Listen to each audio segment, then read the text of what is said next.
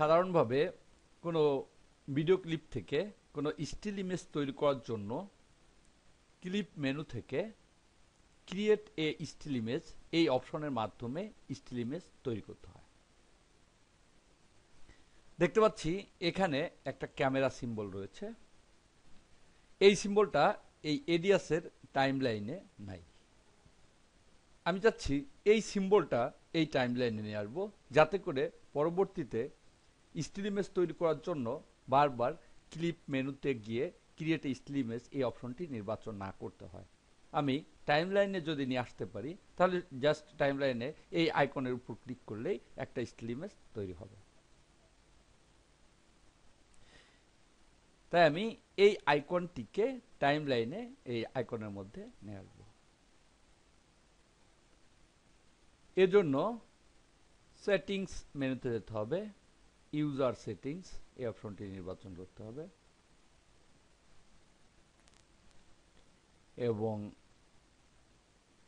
এটা কলাপস করি, user interface প্লাসের উপর ক্লিক করি, বাটন এটা নির্বাচন করি। যেহেতু এটা একটা বাটন, এই বাটনটি আমি টাইমলাইনে যোগ করব, তাই বাটন অপশনটা নির্বাচন করতে হবে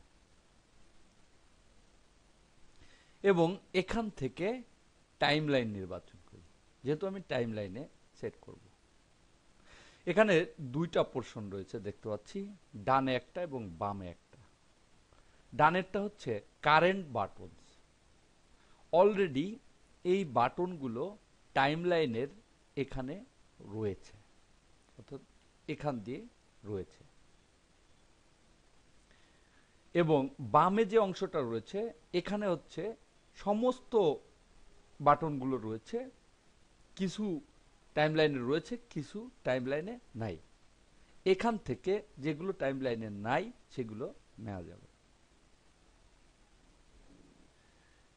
এখানে ক্যাটাগরিটা নির্বাচন করা যায়, টাইমলাইন বা বিভিন্ন ক্যাটাগরি রয়েছে। আমি এখান থেকে টাইমলাইনটাও নির্বাচন করে ফিল্টার করি।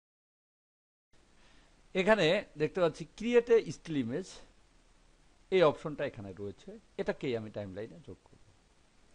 আমি এখান থেকে ফিল্টার করে নিয়ে আসতে পারি ইমেজ সম্পর্কিত বাটনগুলো। এখানে লিখে দেই ইমেজ।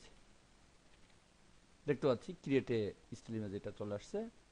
এর উপর ক্লিক করে এটাকে নির্বাচন করি এবং এটাকে টাইমলাইনে নেওয়ার জন্য এখান থেকে ডাবল অ্যারো এটার উপর ক্লিক করি।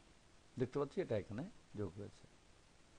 অ্যাপ্লাই, ওকে।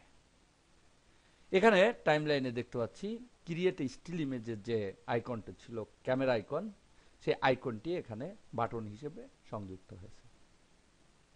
এটাকে আমি চাই শেষের দিকে সেট আপ করতে। পুনরায় সেটিংসে যাই, ইউজার সেটিংস।